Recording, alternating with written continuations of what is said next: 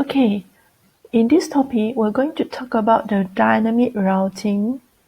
The first objective is I'm going to explain the features and characteristics of dynamic routing protocols. The second objective, I'm going to compare the different types of the routing protocols. Okay, this is the hierarchical for a dynamic routing protocols chart. It's divided into two categories. The first category will be interior gateway protocols, and it will branch up into two subcategories, which is the distant vector routing protocols, consists of RIP version 1 and version 2, and you will have your IGRP, which is consists of EIGRP. The link state routing protocols will branch up into OSPF and ISIS. And we have the exterior gateway protocols, which is the path vector routing protocols, and the only protocols that using the path vector routing protocols will be BGP. So in these chapters, our topic, the main focus will be on RIP version 2, EIGRP, and also the OSPF. Okay. Now, the purpose of dynamic routing protocols, it will include the first one, which is discovery of the remote networks. Okay, the first is to discover the remote network. That's why we have to use the dynamic routing protocols. The second one is maintaining the up-to-date routing information, always up-to-date. Okay, the third one is you're going to choose the best path to reach the destination. Okay, this is the router purpose. And ability to find the best path to the current, if the current path is no longer available. So this happens very fast. You're going to, the dynamic routing protocols will be able to find the best path if the current path is no longer available. Okay, so in this diagram here, we're going to talk about the IGP and EGP.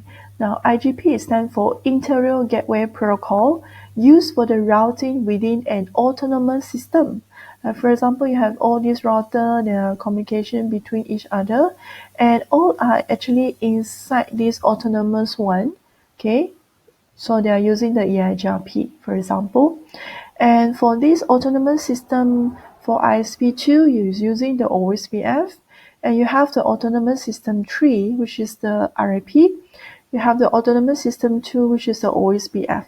Okay, but if your communication from one the autonomous system 2 communicate with the ISP2 or another ISP, which is the ISIS, that means you have the communication from one IGP with another IGP, which is the autonomous system here.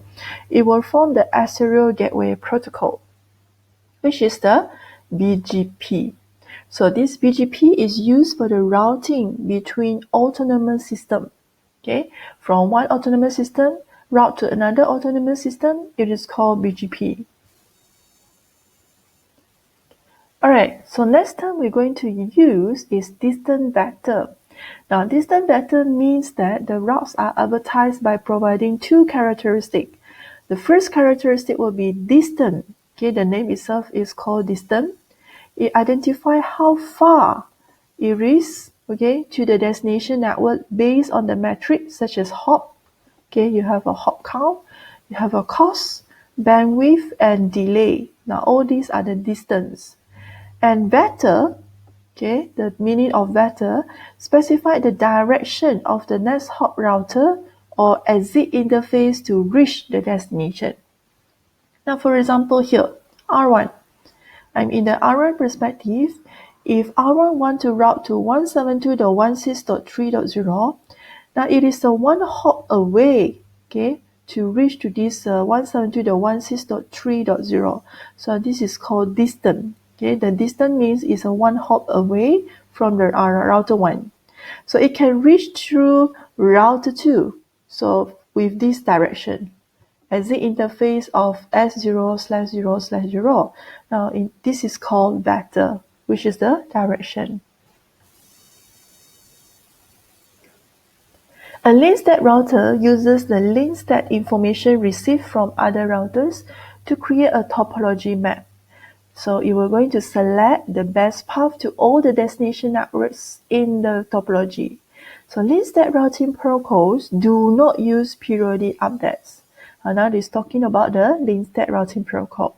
So link-state routing protocol do not use the periodic updates. Periodic updates means that every few seconds, consistently, they're going to send the updates. But when you use the link-state routing protocols, you do not use the periodic updates.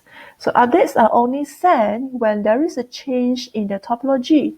That's why the link-state routing protocols is very fast. Okay, so this type of protocols, for example, using the link-state routing protocols is OSPF and ISIS protocols. Okay, the next terms we're going to learn is about the classful routing protocols.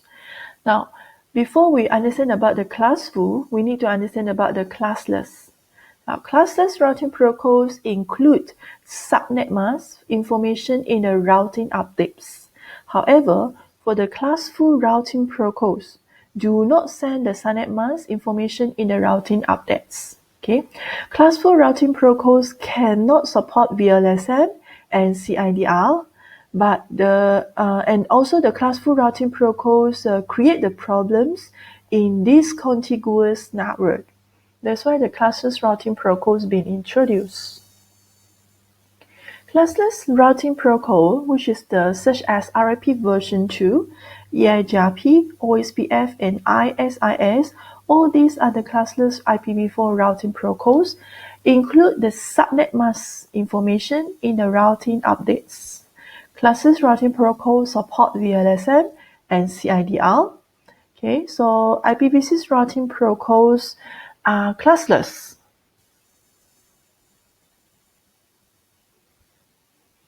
So these are all the routing protocols characteristic. The distant vector routing protocols will have RIP version 1, RIP version 2, IGRP, and EIGRP. The link-state routing protocol will have the OSPF and ISIS. Now our focus will be on RIP version 2. Okay, so for this RIP version 2, the speed of conversion is very slow because it can only support in a small to medium business. Scalability of the size of the network is very small. Okay, use of VLSM, yes, it support the VLSM. Resource usage will be very low, and the implementation and maintenance will be very, very simple. That's about the RIP version 2. Now let's compare with these two protocols, which is our main focus for this topic. EIGRP is under the category of Distance Vector Routing Protocol. Link-state protocol consists of OSPF. Okay, so if you compare the EIGRP, the speed of conversion is very fast. Okay, both are very fast. The scalability, the size of the network, both also very large. Use of VLSM, both also support VLSM. The resource usage for EIGRP is medium. However, for the OSPF is very, very high. And both support implementation and maintenance are very, very complex. Okay, so normally the EIGRP will be much more preferable. Okay, in the medium to in the very complex technology, which is the very complex topology. Okay, the next term we're going to explain is about the metric. A metric is a measurable value that is assigned by the routing protocols to different routes based on the usefulness of that route. Routing metrics are used to determine the overall cost of a path from the source to the destination. So the best path is route with the lowest metric, which is the lowest cost. Metric used for the various dynamic routing protocols. Examples, if you are using the RIP, which is the Routing Information Protocol, the metric will be the number of hop count. If you are using the OSPF protocols, the metric will be called cost based on the cumulative bandwidth. And if you are using the EIGRP routing protocols, the metric will be bandwidth, delay, load, and reliability. So for next session, we're going to explain about the distant vector routing protocol. I'm going to explain about how distant vector routing protocol operates, explain how dynamic routing protocol achieve convergence. I'm going to describe the algorithm used by the distant vector routing protocols to determine the best path and identify the types of the distant vector routing protocols. Okay, the operation of the dynamic routing protocol can be described as follows. The router sends and receives the routing messages on its interface. For example, this R1 interface is FA0/0. So this router will send and receive the routing message in this interface or in this interface. Okay, the router will share the routing messages and routing information with the other routers using the same routing protocols. So this router will exchange routing information to learn about the remote network. That's why you will have exchange, okay, from the router 1 to router 2 to get to know about the remote networks. When a router detects a topology change, the routing protocol can quickly advertise this change to the another routers. This is what we call updates. Okay, so what is the meaning of cold start? Now let's look at how the router exchanges information from R1, R2, and R3. Assuming that this is from the R1 routing table, this is for R2 routing tables, and this is for R3 routing tables. After a router boots successfully, it applies the self-configuration. The router initially discovers its own directly connected networks. Examples for router 1 here, directly connected network will be 10.1.0.0. Directly connected for this router R1 is 10.2.0.0. That's why the router 1 will store it into the routing table with the interface of FA0/0. The hop count is 0. And in order to route to the 10.2.0.0, the interface will be S0/0/0 and the hop count will be 0. So all this is the dynamic connected networks for the router R1. And the same goes to the router R2 and router R3. Okay.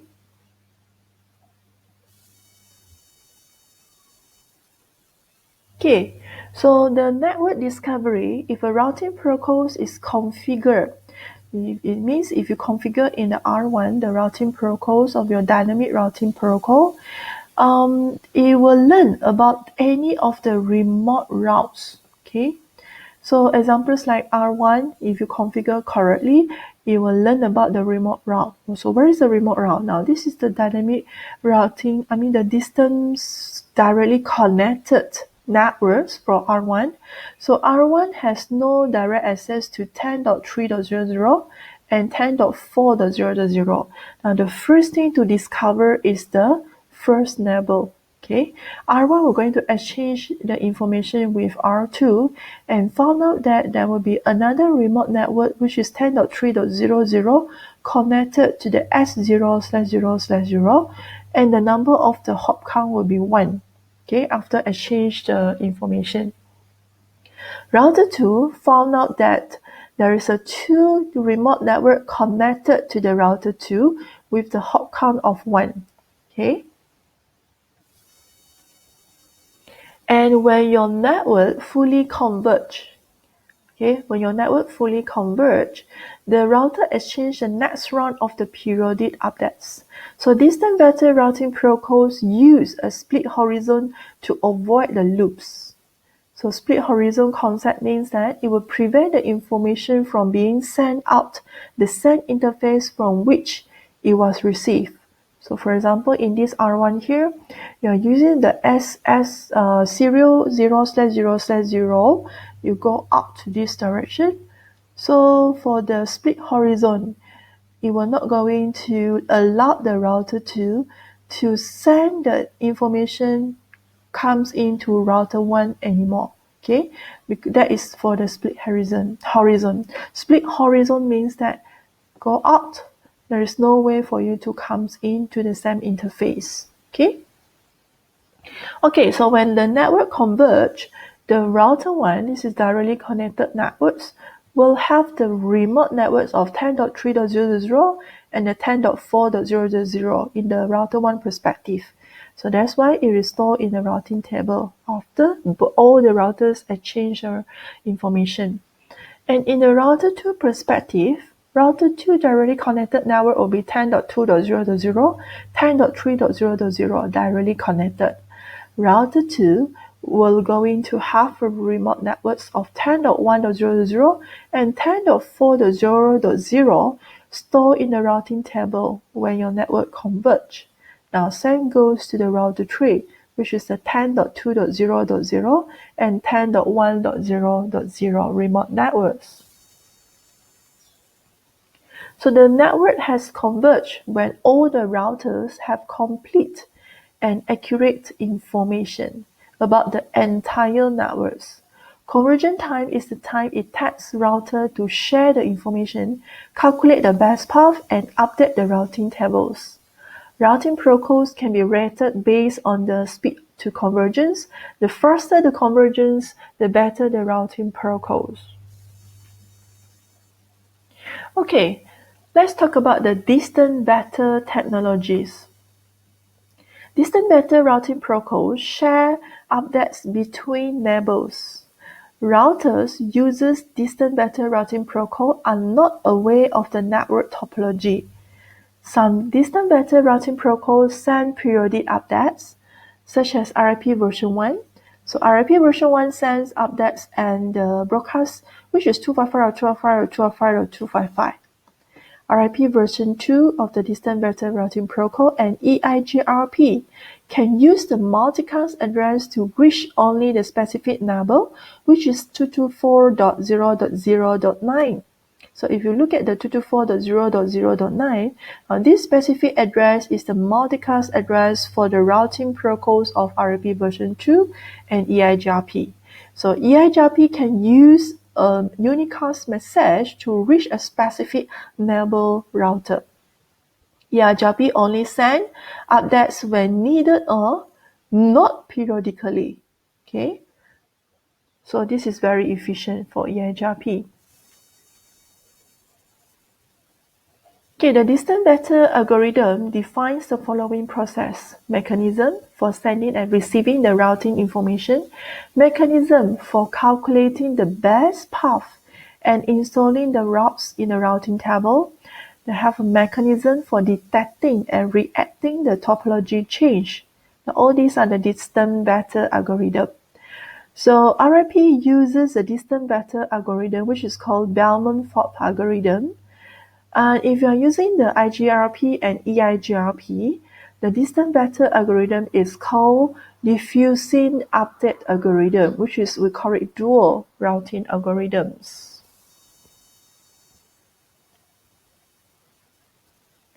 Okay, so we focus on the routing information protocol, RIP version 1. Now, what's the difference between RIP version 1 with RIP version 2? If you look at the RIP version 1, all these can support, okay? RIP version 1, there's no capability to support the VLSN. It cannot support the CIDR, support no summarization and no authentication.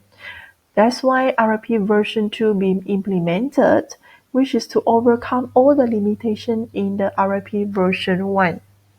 So RIP version 2 support the classless routing protocols, increase the efficiency of the multicast address, which is to send the multicast address to the specific network 224.0.0.9, reduce the routing entries, and it will be secure because it supports the authentication. And the next RIP, which is the NG, we call it the next generation, is IPv6 enabled version of RIP. So this RIP NG, okay, is using the IPv6 protocols, the IPv6 address, and 15 hops limits and administrative distance is 120 for this RIP NG. Okay, next we move on to enhanced interior gateway routing protocol. Now this EIGRP is being introduced to overcome the limitation in IGRP. Okay, same thing, all these can't support. That's why EIGRP being introduced to overcome the limitation, such as for this EIGRP, it will have the bounded triggered updates.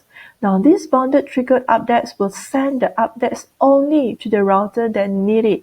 So this is what we call bounded triggered updates. If that router do not need to have that updates, so the router will not going to send. So the router will only send the updates when the router need it. So that's the first thing about the EIGRP. EIGRP also have the hello keep alive mechanism, which is the hello messages are periodically exchanged to maintain the adjacencies, and it will maintain a topology table, maintains all the routes received from the nabbles, not only the best path in the topology change. And if you are using the EIGRP, it will be very, very fast to converge. So it's rapid convergence because it maintains alternate routes. And multiple network routing protocol that support uses the PDM, which is called Protocol Dependent Modules, to support the layer 3 protocols. Okay, the next, we're going to talk about link-stack dynamic routing protocols. Now, link-stack dynamic routing protocols, I'm going to explain how link-stack protocols operate, how to describe the algorithm used. Okay, what are the algorithms used by the link-stack routing protocols to determine the best path? I'm also going to explain how the link-stack routing protocol uses the information sent in a link-stack updates. And the last, I'm going to explain the advantages and disadvantages of using the link-stack routing protocols.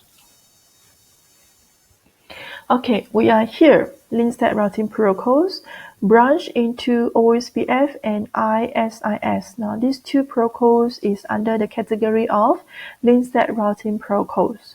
Now, link-stack routing protocols, also known as the shortest path first protocols, built around Edge's Dijistra's shortest path, which is we call it SPF algorithm. Okay, so this link-stack routing protocols is using the algorithm called SPF. SPF stands for shortest path first algorithm. All the link-stack routing protocols apply Dijkstra algorithm, also known as the SPF, to calculate the best path route. Use a cumulative cost along each path from the source to the destination. So each router will determine its own cost to reach to the destination in the topology. Okay, so let's look at the SPF example. The table displays the shortest path and the accumulative cost to reach the identified destination network from the perspective of R4. Okay, so if R4 would like to go to route to the destination of R1 LAN, okay, which is here, R4 will have many paths to reach to this destination. It can go pass by R4 to R1, okay, with the cost matrix of 20 plus 2 is equivalent to 22.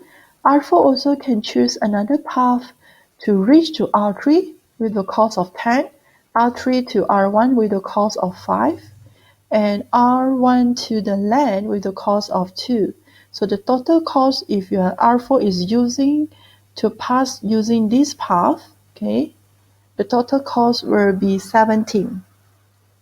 R4 also can travel to another path, which is R4 to R5 with a cost matrix of 10, R5 to R2 with the 10, R2 to R1 with 20, and R1 to the LAN of the R1 LAN is the 2.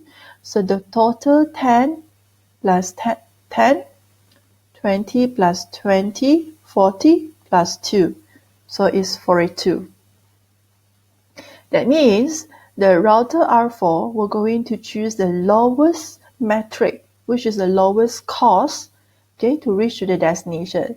That's why R4 will going to choose from R4 to R3, R3 to R1 to store into the routing table with the lowest cost metric of 17.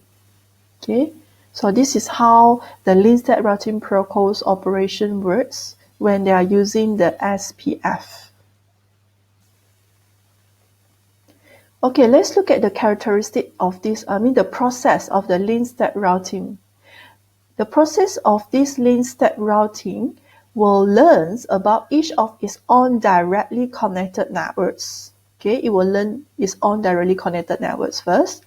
Now, each router is responsible for saying hello to its neighbor on directly connected networks after it learns its directly connected networks. And each router builds a lean state packet containing the state of each directly connected link. Each router will flush the LSP to all the neighbors who then store all LSPs received in a database. Each router uses the database to construct a complete map of the topology and computes the best path to each destination network. So this process will be the same for IPv4 and IPv6 of OSPF. Okay, now let's look at the first steps of this lean state routing protocol. Now, the first step of the lean state routing process is that each router learns its own directly connected networks, assuming that R1 has its own directly connected networks of 10.2.0.0, 10.3.0.0, 10.4.0.0, and 10.1.0.0. Now, all these four is the directly connected networks. So R1, the first process will be, it will learn its directly connected networks, okay, with all these details information. After that, the second steps will be routing. The lean state routing process will then send the hello protocol to discover any neighbors on its link. R1 send to R2 hello message. R1 send to R3 the hello message. R1 send to R4 the hello message. Okay, so there is the second steps of the lean state routing process. When we go for the third steps of the lean state routing process, is that each router builds a lean state packet, which is LSP, that contains the lean state information about its own link. LSP in the diagram would contain, if you are in the R1 perspective, to route to the Ethernet of 10.1.0.0, which is here, the cost path is 2. And for R1 to R2, okay, is using the serial point-to-point network to reach to this network. The cost path is 20. From R1 to R3, okay, the cost path is 5. From R1 to R4, the cost path is 20. So these are the third steps that in the lean state routing process, that this router, which is each router, will build a lean state packets to reach to the next neighbor, okay, which is the next router. Now, same goes to the router 2. Router 2 would like to route to the 10.5.0.0. Then it will store the cost path is 2. R2 to R1 will have the cost path of 20. R2 to R5 will have the cost path of 10.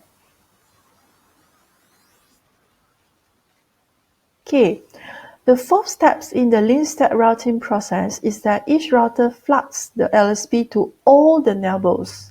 And LSP only need to be sent during initial startup of the routing process on the router. When the router restarts, whenever there is a change in its topology, such as a link going down, or you have add in the new routers and so on, this LSP will going to send, okay, the routing information updates with two conditions. The first is initial startup, when you boot up your router, or the second is when you have a topology change. Okay, in that topology change, then this router will going to flood the LSP. So this is our fourth steps, flood the LSP. And LSP also concludes the sequence number and edging information used by each router to determine if it has already received the LSP, and used to determine if the LSP has a newer information. So these are the examples of the final steps that the link state routing process will do. Is that each router will use the database to construct a complete map of the topology and computes the best path to reach to the destination network. So the examples of this final step will be the link state database, as previewed here. Okay, all these will have a construct a complete map of the topology. Okay, next we move on to building the SPF tree. Now each router uses the link state database and SPF algorithm to construct the SPF tree. R1 will identify its directly connected networks and costs. R1 will add any unknown networks and associated costs. The SPF algorithm then calculates the shortest path to reach each individual network, resulting in the SPF tree shown in the table. So each router constructs its own SPF tree independently from all the other routers, such as R1 goes to the R2, R1 to R3, R1 to R4, R1 to R2 cost is 20, R1 to R3 cost is 5, R1 to R4 the cost is 20. So build again the next level, R2 to R5 will have a cost path of 10, R5 to reach to the destination of 10.11.0.0 will have the cost path of 2, and the total cost to reach from R1 to the destination of 10.11.0.0 is 32. So same goes to R1 to R3, R4, R5. At the end, it will give you the total cost of 27. And same goes to R1 if route to another path, which is R4 to R5 to the destination of 10.11.0.0, the total cost will be 32. Now, in this case, the router will going to store this information, okay, to the routing tables with the lowest cost, the metric, which is the cost if you are using the OSPF. So these are the overall pictures of the map topology for a link state database. Okay, so these are the examples of the R5 destination connected to the 10.11.0.0/system. So how are you going to interpret it?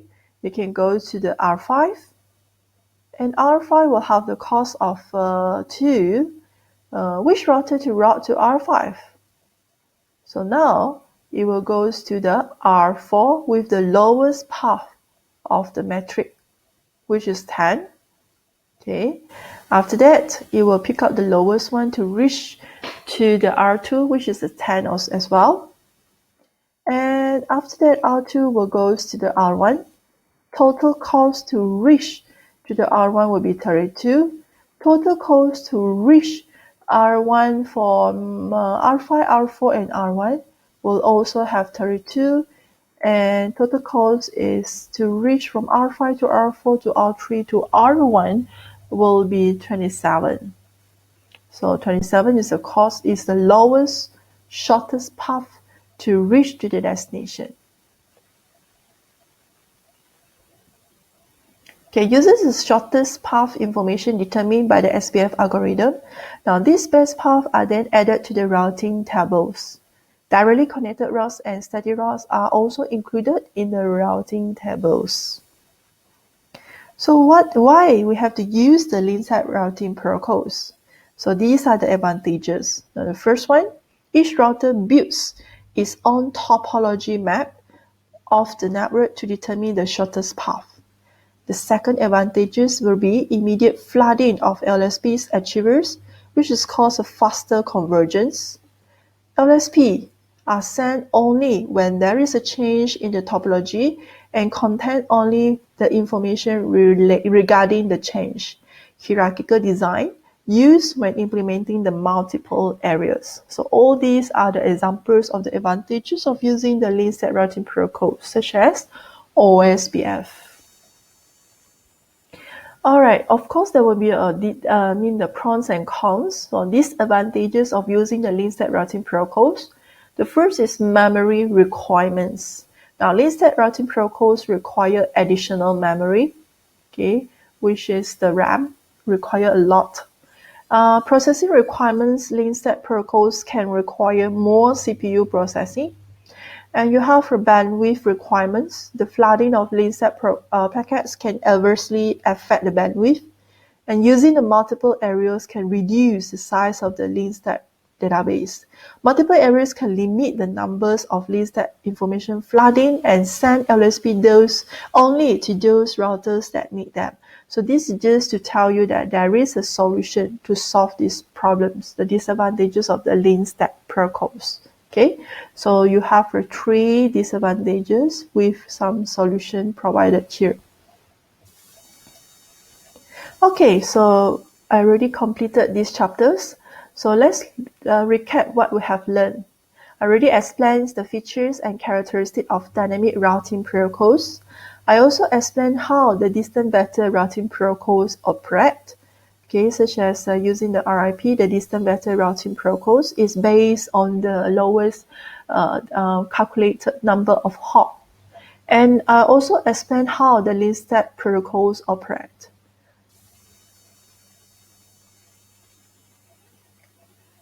Okay, so these are the dynamic routing protocols conclusion. And also explain about the features and characteristics of dynamic routing protocols, how the distance vector routing protocols operate, and explain how the link-state routing protocols operates. So these are the summary of your chapters.